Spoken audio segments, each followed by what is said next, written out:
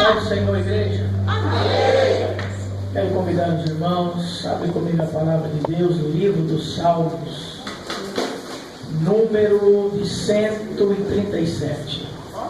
O livro dos Salmos, número 137. Glórias a Deus. Enquanto os irmãos estão aí procurando, eu quero louvar a Deus, estar mais uma vez com os irmãos, louvar a Deus a pessoa do pastor presidente desta obra, o pastor Adriano, que é o nosso amigo. Quando ele ligou nos fazendo o convite, o nosso coração se alegrou, porque nós temos um carinho especial pelo Ministério Palavra que Liberta. O pastor Adriano é um amigo já de muitos anos, e há 12, 13 anos atrás eu nem imaginava que eu ia ser pregador, novo convertido. Colei na aba do pastor Adriano, ia para o monte com ele, ele judiava, só descia quando o sol estava nascendo. Ia para a vigília, eu estava lá na Irmã Nilza, ali no ponto de pregação. Aí passa 12 anos, nós estamos sendo convidados para pregar.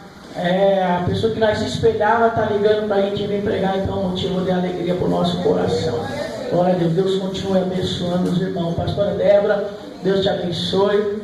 A missionária Sara falou que Deus te usou lá no chá de mulheres, o pessoal gostou, amém?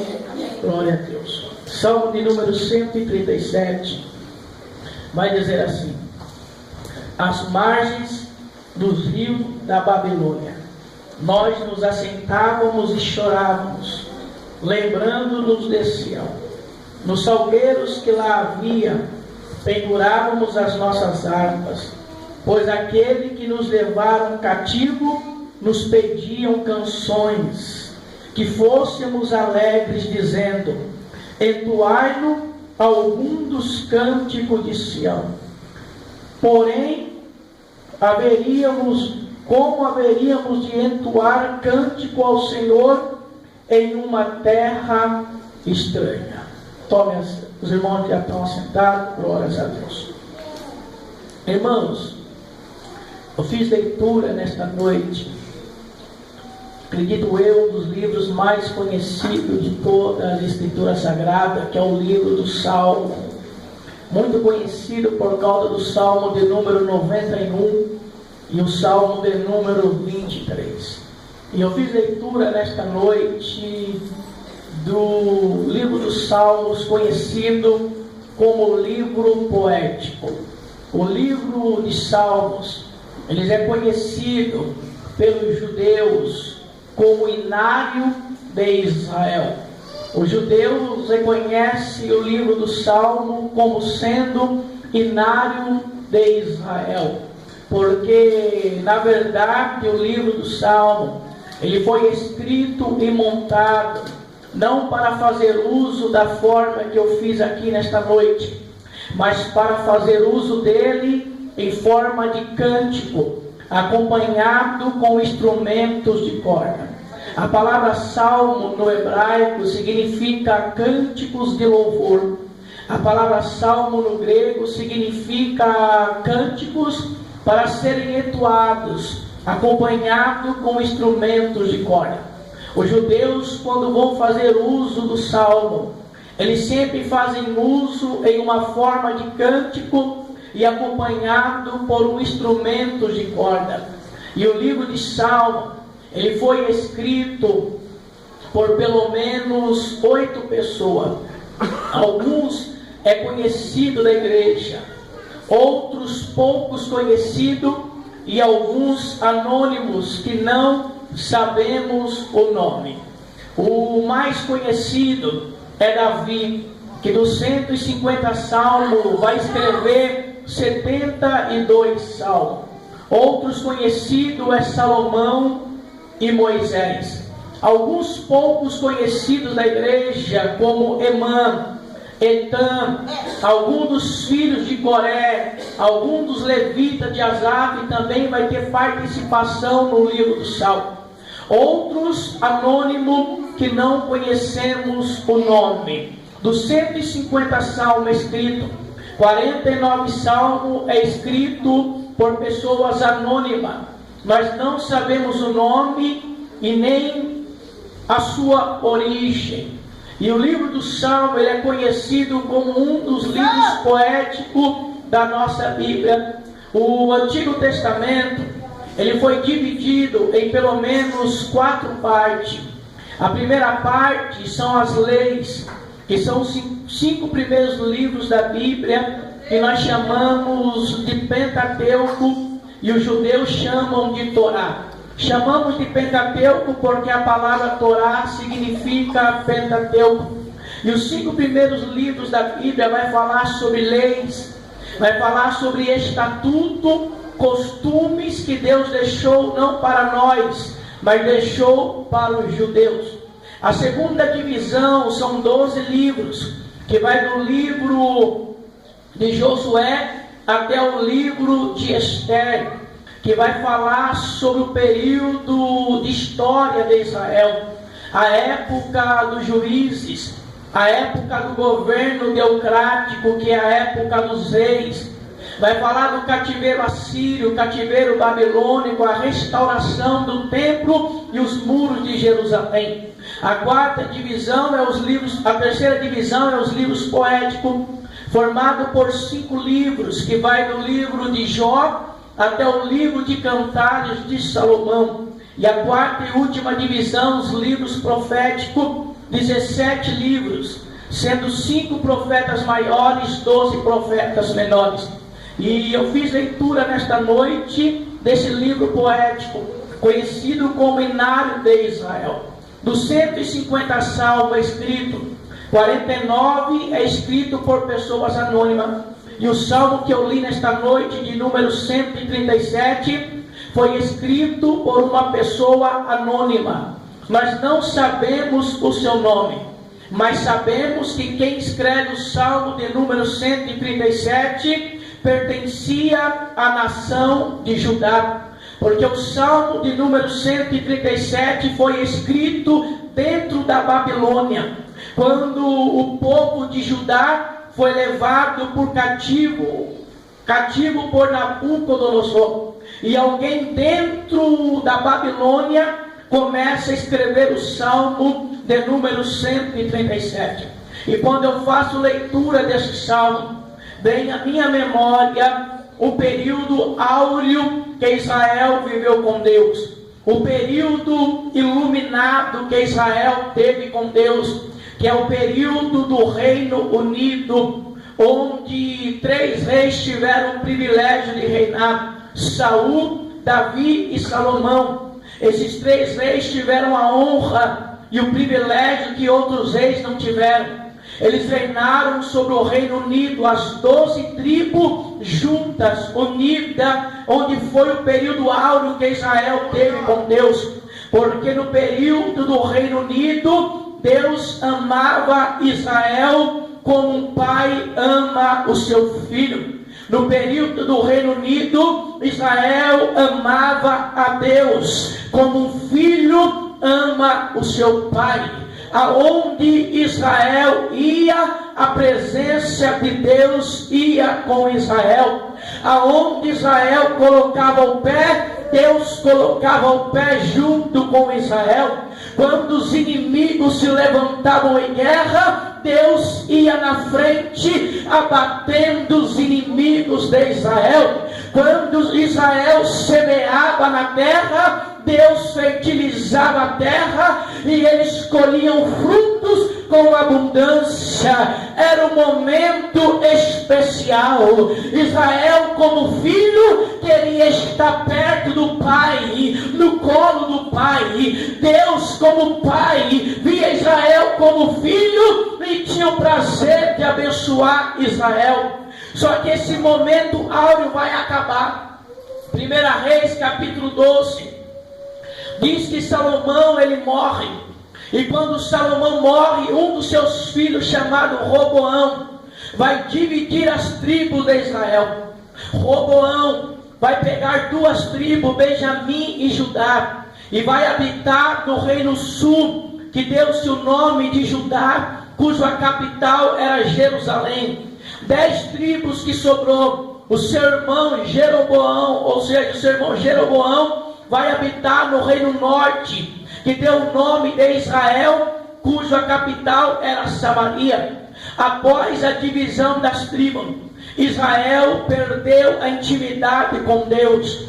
Deus já não tinha mais o prazer e a alegria de passear e abençoar o teu povo, porque tanto Israel como Judá começaram a fazer alianças políticas com reis de outras nações, com o povo gentil. E nessa aliança política, para agradar os reis que eles faziam aliança, eles pegavam o costume daquela nação e introduziam dentro do povo de Deus. Rapidamente Israel se corrompeu, rapidamente Judá se corrompeu, e o relacionamento agora foi quebrado, porque Israel vai começar a brigar com Judá. E Jesus um dia vai abrir a boca e vai dizer que o reino dividido, ele não prospera.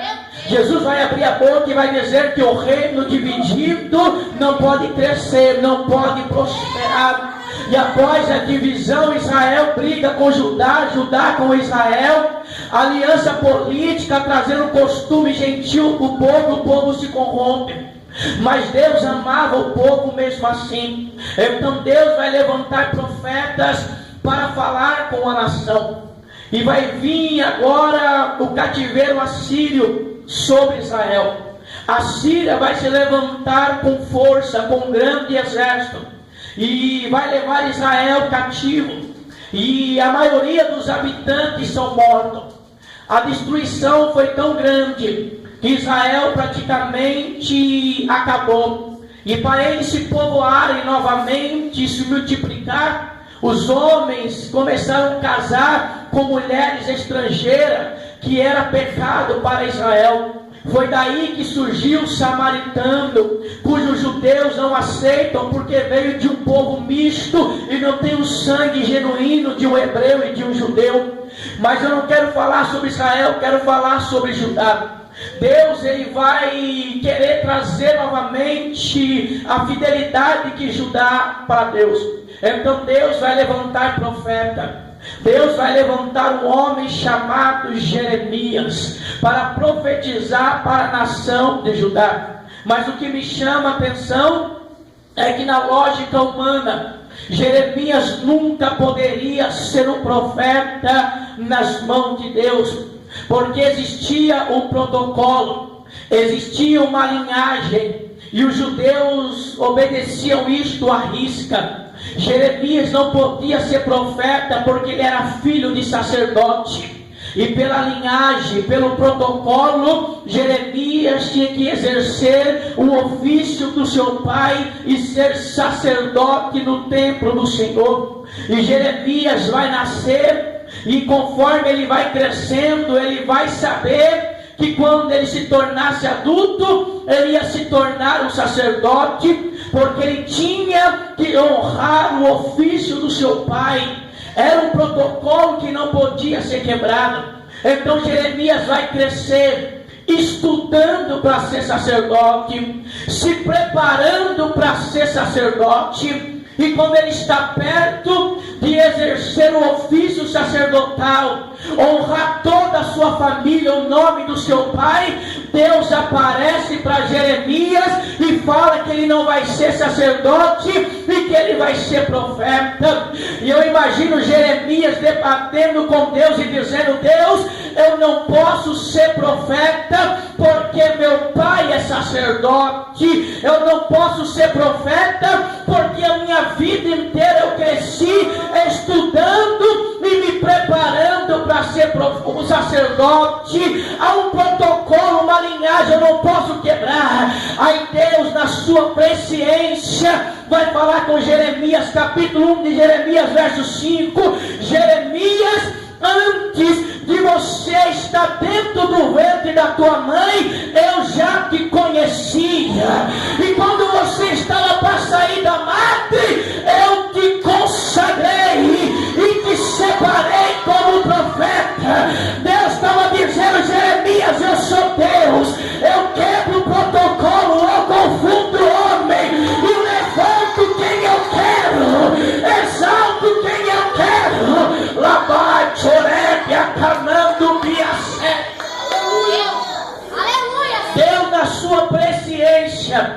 Ele faz e não pede conselho para ninguém.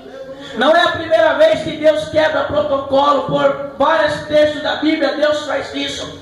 E eu vejo Deus quebrando um protocolo na vida de Amós, um dos profetas menores. Deus vai levantar Amós como profeta. E se nós for olhar para Amós não podia ser profeta, porque não tinha qualidade nenhuma para ser profeta. Primeiro, se você pegar a genealogia de Amós, nunca na família de Amós teve um profeta e um sacerdote. O pai de Amós não era profeta, muito menos sacerdote. Na linhagem, nos antepassados, nunca houve um profeta e um sacerdote na linhagem de Amós. Amós não podia ser profeta porque estava fora do protocolo. Aleluia. E Amós também, ele era um caipira, morava no sul de Israel. Amós falava que nem um caipira, porque ele era um fazendeiro. Ele cuidava de gado, ele cultivava figo silvestre. Os seus pés eram pisando em barro, pisando em esterco de boi, de cavalo. E quem olhava para Amós e via o sotaque caipira dele, falava: isso aí não pode ser profeta porque não sabe nem falar. Quem olhava para Amós do interior, falava assim: não pode ser profeta porque nem estudo ele tem direito. Aí Deus vai olhar para Amós e vai achar graça e levantar ele com Amós como profeta. Ou seja, Amós não tinha uma oratória boa, não tinha uma formação teológica, era caipira, mas enquanto Israel estava no pecado, Amós mantinha o coração fiel a Deus. E a Bíblia diz que Deus procura um que esteja na brecha para que ele possa usar. Aleluia. Nesta noite Deus não está nem um pouquinho preocupado, aleluia, em usar aquele que tem uma formação teológica, aquele que tem uma voz bonita. Nesta noite Deus está preocupado em usar pessoas que estejam na brecha e na posição que agrada a Ele. Talvez você pode estar olhando para mim dizendo: eu queria ser pregador, mas eu não tenho uma formação teológica, não entendo muito bem os textos da Bíblia. Eu digo para você: se tiver na brecha, Deus vai te levantar como pregador, vai te capacitar. Talvez você diz: eu queria ser levita na igreja, fazer parte do grupo de louvor, aleluia, mas quando eu ouço os irmãos dar risada, porque a minha voz é fina, eu erro o playback. Deus está dizendo: não estou procurando isso. Se tiver na brecha, eu vou te capacitar e vou te usar como instrumento na minha obra. Deus não está preocupado se você pagou 3 mil reais no anel de teologia na formatura. Deus não está preocupado se na parede da tua sala tem um diploma de teologia, ou se você fez aula de cântico. Deus está dizendo: estou preocupado em achar pessoa na brecha, na posição, para que eu possa usar na minha obra.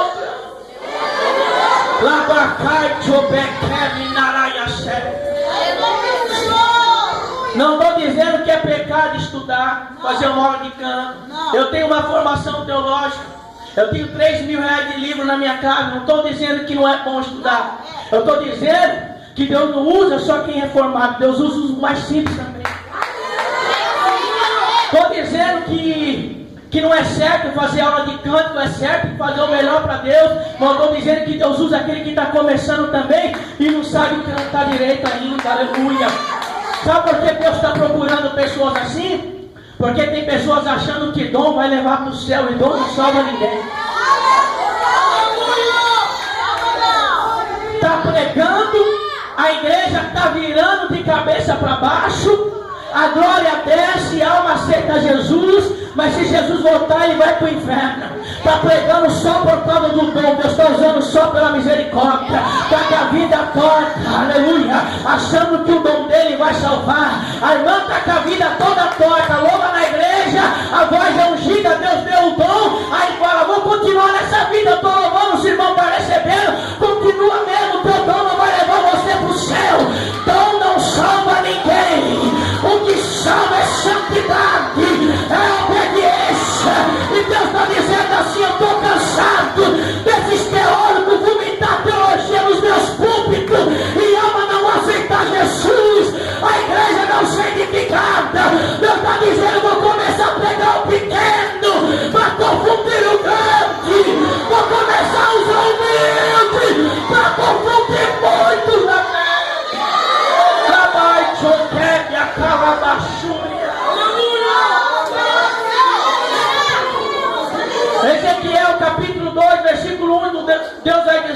aqui, ó, põe de pé e falarei contigo. Filho do homem, põe de pé e falarei contigo. Aleluia. E Deus vai levantar Jeremias como profeta, para profetizar para a nação de Judá. E Jeremias vai profetizar. E sabe o que vai acontecer? Ninguém vai dar ouvido para Jeremias. Ninguém acreditava que Jeremias era profeta. Ninguém acreditava no chamado de Jeremias. E Jeremias vai ter um ministério de 40 anos na terra. Nesses 40 anos, 23 anos no ministério de Jeremias, ele vai pregar a mesma mensagem 3 vezes por dia. Imagina você vendo um pregador 23 anos seguido, pregando todo dia a mesma mensagem 3 vezes por dia. Era Jeremias. Ainda de madrugada, Jeremias andava pelas ruas de Jerusalém profetizando e dizendo: arrependei-vos e voltai-vos a Deus. Quando era meio-dia, vinha Jeremias de novo pregando a mesma mensagem: arrependei-vos e voltai-vos a Deus. Ao anoitecer, estava Jeremias de novo dizendo: arrependei-vos e voltai-vos a Deus. Alabaxurabacandarai. Jeremias, irmãos, ele era aquele tipo de profeta que subia para o púlpito não para fazer agenda, mas subia no púlpito para ser boca de Deus na igreja. Temos 2 tipos de pregador hoje no meio pentecostal. O pregador que vem para a igreja, sobe no altar e faz uso do púlpito para fazer agenda. Pregador que sobe no altar para fazer agenda e prega o que a igreja quer ouvir. Ele faz um movimento que a igreja gosta, porque quando ele vai embora, ele já vai embora com uma agenda para voltar. No congresso o nome dele é o primeiro a ser citado. Na festividade vamos chamar fulano. Mas tem pregador que sobe no altar não para fazer agenda, para ser profeta. Ele não está preocupado se ele vai voltar. Ele não está preocupado se o nome dele vai ser citado no congresso. Ele está preocupado em ser boca de Deus, em edificar a igreja. Ele está preocupado em trazer a igreja para perto de Deus. Lá Chubi, Camando e a série. Jeremias capítulo 25. Jeremias vai profetizar 70 anos de cativeiro. Ninguém deu ouvido. Aí Nabucodonosor, com um grande exército, invade Judá. Aleluia a Deus. Invade Jerusalém. E naquele dia houve choro, lamento e dor, como nunca aconteceu antes em Judá. Naquele dia, crianças corriam desesperados nas ruas de Jerusalém, porque seus pais estavam mortos.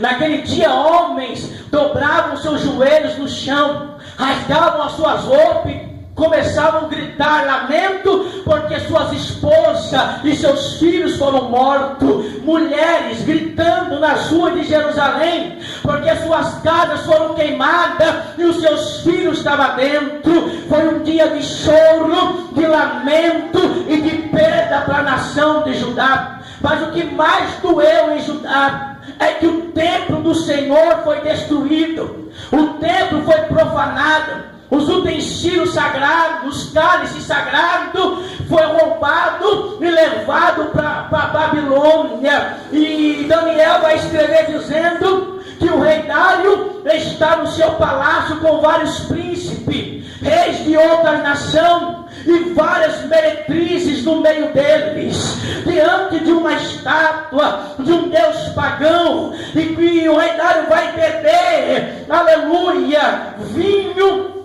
no cálice sagrado que pegaram lá de Judá. E ele vai olhar para a parede e vai ver uma mão e um dedo escrevendo Menel, Menel, Tekel, Persim. Pesado foste na balança e foi achado em falta. Os utensílios foi profanado. E agora Judá está dentro da Babilônia, cativo em uma terra estranha. E o que doía neles é que o templo estava destruído. E o templo para os judeus, para os israelitas, era o centro religioso. Existiam datas do ano que tanto Israel quanto Judá se reuniam, cultuava a Deus. E agora o templo destruído, eles numa numa terra estranha, eles não podiam mais prestar culto a Deus. E eles começaram a sentir saudade de quando eles se reuniam para prestar culto a Deus. Longe de Sião, eles não podiam adorar, porque Sião para os judeus simboliza adoração. E agora os habitantes da Babilônia estão olhando para Judá e estão dizendo assim, um ato de zombaria: cante para nós um dos cânticos que vocês cantavam em Sião. No ato de zombaria, adora a Deus agora como vocês adoravam lá no templo em Sião. E a Bíblia vai dizer que o povo de Judá vão pegar as suas harpas e vão pendurar elas no salgueiro. Salgueiro citado no texto, aleluia, era uma árvore que dava lá na Babilônia, na beira do rio Quepar, onde eles estavam habitando. E esta árvore tinha um braço comprido, e o salgueiro citado no texto não é o inário, ou seja, a harpa citada no texto não é o inário. Era um instrumento de corda que eles usavam para cantar hinos a Deus. Agora os habitantes da Babilônia estão dizendo: canta para nós como vocês cantavam em Sião. Adora Deus como vocês adoravam em Jerusalém. E o povo cativo, templo destruído, longe de Sião, eles pegam suas harpas, instrumentos de corda que eles usavam para adorar a Deus, e penduram no salgueiro. Abre a boca e começam a dizer: como que nós vamos cantar hinos a Deus? Como que nós vamos adorar a Deus se nós estamos em uma terra estranha? O templo está destruído, não dá para oferecer mais culto. Estamos longe de Sião, não dá para adorar. E eu imagino Deus olhando do céu para Judá e dizendo: Judá, eu estou com saudade da tua adoração. Eu imagino Deus dizendo: Judá, volta a me oferecer culto novamente. E eu imagino Judá olhando para Deus e dizendo: Deus, estamos com saudade de quando o Senhor passeava no nosso meio. Não sei se você está entendendo. Deus está dizendo nesta noite: estou com saudade de você. Há muito tempo estou com saudade de você. E foi preciso preparar esse culto, te trazer aqui hoje para te dizer isso. Deus está dizendo: estou com saudade da tua adoração. Eu estou com saudade da tua fidelidade quando você era fiel. Eu estou com saudade de quando as lágrimas caíam do teu rosto lá no teu quarto e eu estava lá do teu lado na bacantorépia. Eu sei que tem pessoas que entrou aqui hoje que está com saudade de Deus. Tem pessoas que entrou aqui hoje que há muito tempo não sente a presença, a graça. Tem pessoas que entrou aqui hoje que pregava, não está pregando mais, louvava, hoje não quer louvar mais. Tem pessoas que entrou aqui hoje que Deus deu dom de revelação, faz meses que não recebe uma revelação. Tem pessoas que entrou aqui hoje batizada no Espírito Santo, mas não sente mais o Espírito Santo. E Deus está dizendo: é noite de matar saudade, é noite de matar saudade. Eu quero voltar a fazer parte da tua vida. Quando você estiver no teu quarto, eu quero estar lá com você. Lá papai, mata a saudade hoje. Mata a saudade de Deus hoje, aleluia. Tem pessoas, irmão, que não sentem a presença de Deus. Sabe por quê? Porque vem assistir culto, não vem cultuar a Deus. Meu Deus, aleluia. Tem crente que ele é igual a Mical. Davi se enchendo da presença de Deus e Mical na janela assistindo o culto. Por que ela não desceu, pegou na mão de Davi e falou: vamos adorar junto? Faz um pouco dessa unção para mim, não ficou assistindo o culto, para quando Davi chegar em casa desprezar o teu marido. E tem crente que é igual a Mical, ele vem para a igreja para assistir culto, não para adorar. Ele fica na janela só assistindo. E quando acaba o culto, que o pastor fala: vamos dar bênção apostólica, quando o pastor termina, ele é o primeiro a estar lá fora. Só que ele não vai para casa, não vai. fica na calçada da igreja colocando fermento no coração dos irmãos. Eu não gostei do louvor. A palavra do pregador, não entendi nada. Falou, não entendi nada. A forma que o pastor dirigiu o culto, eu não gostei. Para que 21 dias de culto direto? O pastor acha que eu não tenho nada para fazer? 21 dias na igreja, só fermentando os irmãos não participar da campanha. Se você não gostou do louvor, é problema teu. O louvor não foi oferecido para você, o louvor foi oferecido para ele. Foi para ele, foi para ele. Quem tem que gostar do louvor é Jesus, porque foi para ele. Papai, choquepe na calabachuia. Não gostei da mensagem, problema seu. Mesmo não gostando, vai ter que comer. Não gostei do culto, mas quem falou que fizeram o culto para você gostar? Fizeram o culto em agradecimento para ele. É ele que tem que gostar.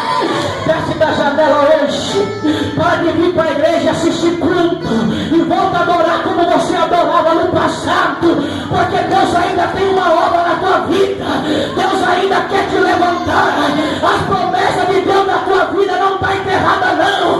Deus está dizendo, só falta uma coisa: descer da janela, parar de assistir culto e voltar a me adorar. Porque quando você voltar a adorar a Deus, o dom da palavra Deus vai desenterrar e te usar de novo. O dom do alabaxéria. Adora ele nesta noite. Louvado é o nome do Senhor. Tem que matar a saudade. Deus está com saudade. Você nem percebeu, mas você está dentro da igreja e está tão longe de Deus. Irmão, você está pregando aí fora, você está louvando nas igrejas, mas está tão sério que pregando e louvando não percebeu que você está longe de Deus. Que há muito tempo a sua intimidade com Deus acabou. Está pregando só por causa do dom que Deus te deu, louvando por causa do dom. E Deus está dizendo, eu quero matar esta saudade hoje. Abaixar a bacana, ai. Volta para casa da forma que você veio, não. Volta para casa abraçado com Jesus. Volta a chorar dentro do teu quarto. Volta a falar em língua na igreja. Volta a levantar de madrugada, abrir a Bíblia, estudar. Volta a labacar a séria, acordar de manhã, deixar o café com leite de lado, um pouco manteiga e se consagrar para a vida a Deus. Deus está dizendo, volta a me consagrar. Volta a orar, volta a estudar. Eu preciso de pessoas na brecha para me usar na obra. Quem está na brecha Deus vai usar. Quem está na brecha Deus vai levantar. Satanás perdeu mais uma. Hoje Deus vai matar saudade com a igreja. Alabate o calábia séria. Irmão, Judá com saudade de Deus, Deus com saudade de Judá. E eles cativos. No Antigo Testamento, uma vez por ano, o Gadol Goen, ele tinha que entrar no templo. Gadol Goen é uma palavra hebraica que quer dizer grande sacerdote. Nós chamamos de sumo sacerdote, os judeus de grande sacerdote. E uma vez ao ano, o grande sacerdote tinha que entrar no templo para fazer uso do alto do santo, onde só o grande sacerdote podia entrar, o sumo sacerdote. E o sacerdote, ele simbolizava santidade no meio do povo. O sacerdote era diferente do profeta. O sacerdote, ele recebia do povo o sacrifício e oferecia para Deus, porque ele era o mediador de Deus e dos homens. O povo pecava, aí Deus tirava.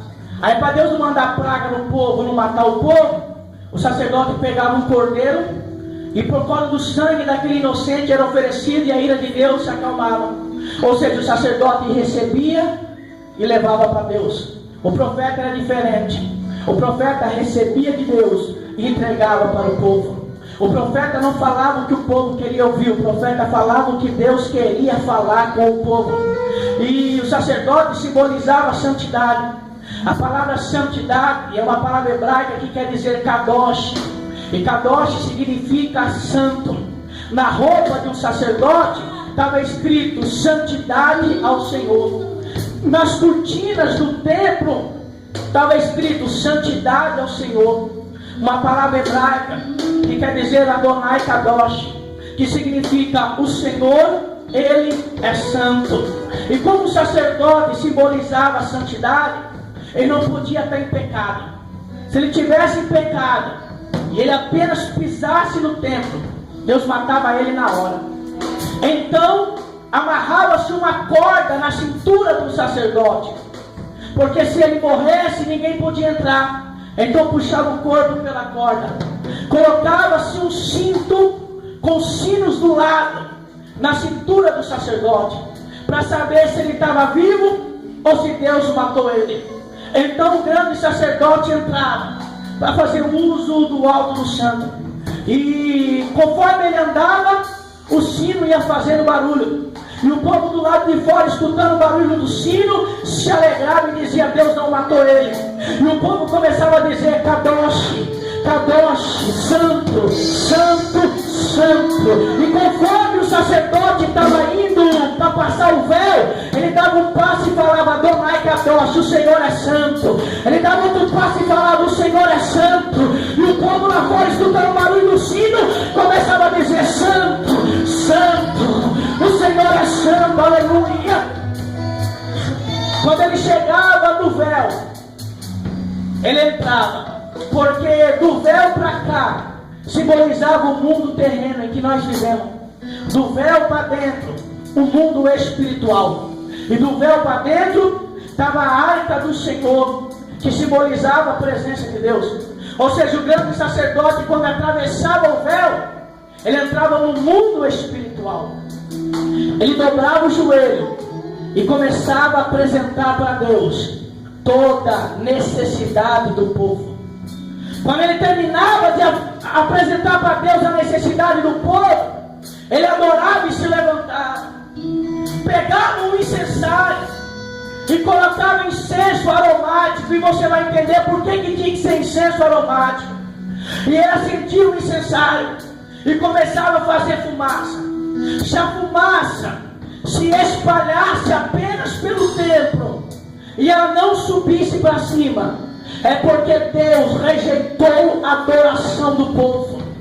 Deus rejeitou o sacrifício do povo, e Deus não estava se agradando do povo. E o povo sabia que naquele ano ia faltar comida. Eles iam semear, se o inimigo não pegasse, as pragas iam comer. Eles sabiam que ia ser ano de guerra, porque Deus rejeitou a adoração e o sacrifício.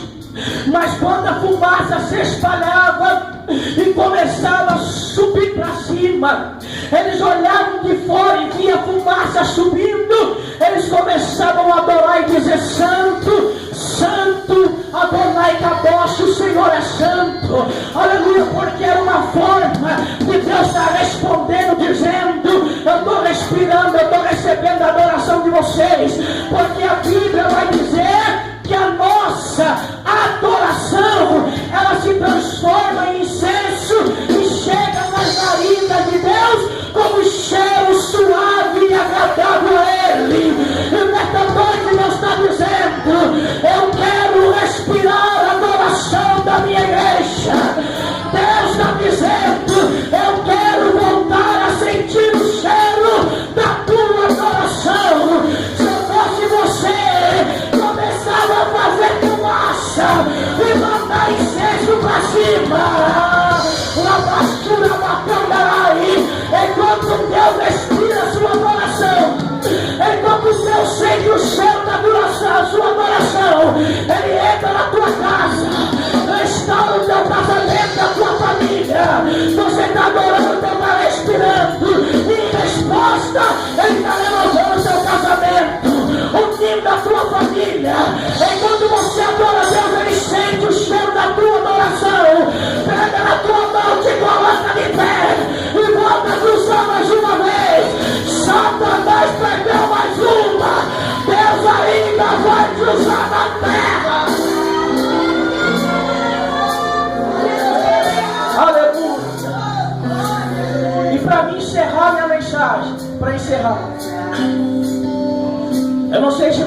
disposto a viver algo novo com Deus.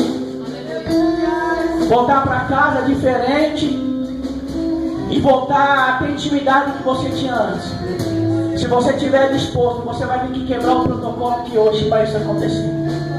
Porque tem momentos que nós temos que quebrar o protocolo e chamar a atenção de Deus, para Deus vir nos socorrer. 1 Crônicas capítulo 15. Davi pega a arca da casa de Obed-edom, traz para Jerusalém. Quando ele está chegando em Jerusalém, Davi começou a pular, dançar, se alegrar. A esposa dele, Mical, está na janela. Quando Davi entra em casa, ela aponta o dedo e fala assim: como um vadio, você se comportou hoje no meio do povo. Sabe por que Mical desprezou Davi? Porque ele quebrou um protocolo que não podia ser quebrado. Primeiro, Davi era rei sobre Israel, 12 tribos sobre o domínio de Davi. E Davi, como rei, ele não podia estar no meio do povo trazendo a arma. Ele tinha que estar sentado no seu trono. De um lado os príncipes, do outro lado os conselheiros. Davi, como rei, ele tinha que estar vestido com a roupa da realeza, e na sua cabeça tinha que estar a coroa de um rei, o rei de Israel. Davi quebrou o protocolo, deixou a cadeira de rei e entrou no meio do povo. Tirou a roupa de rei, e a Bíblia diz que ele se vestiu como uma estola sacerdotal. Entrou no meio do povo, começou a pular, dançar, se alegrar. Eu imagino um dos príncipes olhando para Davi, indo no meio do povo e puxando Davi pelo braço, e dando uma dura em Davi, dizendo: Davi, você está fazendo vergonha, para com isso, olha o vexame. Davi, não se esqueça que você é rei. Eu imagino Davi puxando o braço, abrindo a boca e dizendo: não, hoje eu não sou rei, hoje eu sou servo e sou adorador. Quando Davi quebrou o protocolo, se colocou na posição de servo e adorador, o Espírito Santo não resistiu. Lembrando os irmãos que naquela época, no Antigo Testamento, o Espírito Santo não tinha se manifestado, só visitava o homem e se retirava. Eu imagino Davi dizendo: eu não sou rei, hoje eu sou servo, eu sou adorador. E quem sabe o Espírito Santo lá no céu, olhando a atitude de Davi, disse para Deus: olha Deus, eu sei que Atos 2 não se cumpriu ainda, mas eu não resisto à adoração desse homem. Eu tenho que descer na vida dele. Se eu fosse você hoje, quebrando o protocolo, fala: Deus, hoje eu não sou pregador, hoje eu não sou cantor, eu sou pastor, hoje eu não sou missionária, hoje eu sou servo, eu sou adorador, e eu quero voltar para minha casa, cheio do Espírito Santo de Deus. Se coloca de pé, lá vai, me calabaxuia. Pastora Débora, vem louvar a Deus nesta noite, aleluia. Clamando e a calabaxura bacandarai. Quero um protocolo hoje, aleluia. Mata a saudade com Deus nesta noite. Tira a tua harpa do salgueiro hoje e mostra para Satanás que você ainda está vivo na presença de Deus. Se eu fosse você, tirava a harpa do salgueiro e falava: Deus, eis-me aqui, conta comigo. Eis-me aqui, meu Deus, conta comigo, aleluia. Eu quero é para Calabacai, aleluia. Mata a saudade hoje, aleluia.